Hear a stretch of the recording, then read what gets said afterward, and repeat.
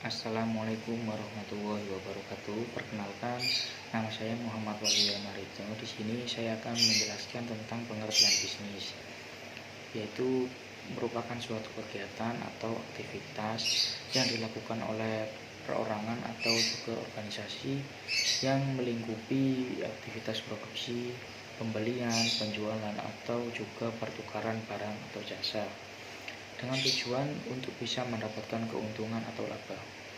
Kata dari bisnis ini berasal dari bahasa Inggris yaitu business, yang artinya ialah kesibukan.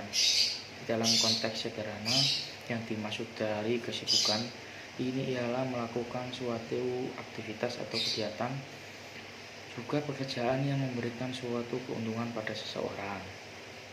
Jenis bisnis ada bisnis konstruksi, yaitu bisnis di bidang pembangunan konstruksi atau juga infrastruktur. Jasa instruksi ini merupakan layanan jasa konsultansi dari jasa perencanaan pekerja konstruksi, jasa pelaksanaan pekerja konstruksi, serta juga layanan jasa konsultansi pengawasan pekerjaan konstruksi. Contoh bisnis konstruksi: jalan raya, gedung bertingkat, bandar udara, dan lain-lain. Yang kedua ada bisnis transportasi. Bisnis ini bergerak di bidang transportasi yang membantu di dalam mobilitas masyarakat guna menyalurkan barang. Contohnya travel, rental mobil, atau antar jemput sekolah. Yang kedua ada pengertian manajemen. Pengertian manajemen yaitu serangkaian proses yang dilakukan untuk mengatur dan memanfaatkan sumber daya yang ada untuk mencapai tujuan organisasi atau sekelompok tertentu.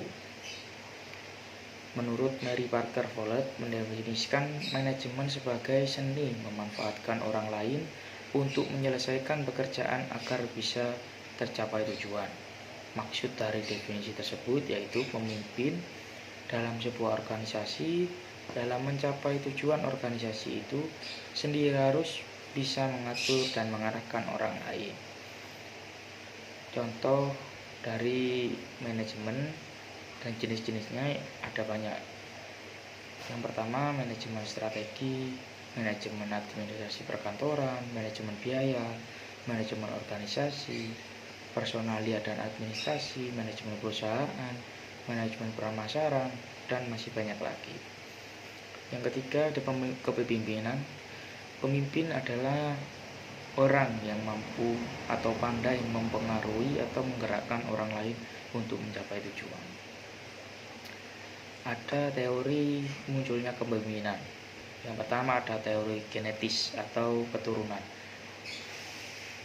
Leader are born and not made, bahwa pemimpin itu dilahirkan atau bakat lahir bukannya dibuat. Dalam keadaan yang bagaimanapun seseorang ditempatkan karena ia telah ditakdirkan menjadi pemimpin. Yang ketiga disebutkan pula bahwa gen sifat kepemimpinan diturunkan oleh orang tuanya yang juga seorang pemimpin. Teori sosial, leader are made and not born. Pemimpin itu dibuat atau dididik, bukannya lahir secara kodrati. Para penganut teori ini mengetengahkan pendapat yang mengatakan bahwa setiap orang bisa menjadi pemimpin apabila diberikan pendidikan dan pengalaman yang cukup. Yang ketiga ada teori ekologis. Seseorang hanya akan berhasil menjadi pemimpin yang baik apabila telah memiliki bakat kepemimpinan.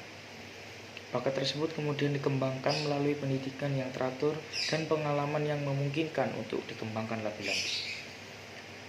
Gaya kepemimpinan demokratis, contohnya seperti Bapak SBY. Satu, orang-orang yang dipimpinnya sebagai subjek. Kedua, usaha untuk memanfaatkan kemampuan setiap orang yang ada di dalam organisasi untuk berpartisipasi dalam setiap kegiatan.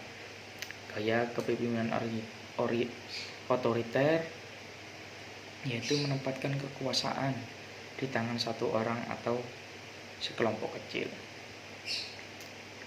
Sekian dari saya, kurang lebihnya saya mohon maaf. Wabillahi taufiq wal hidayah.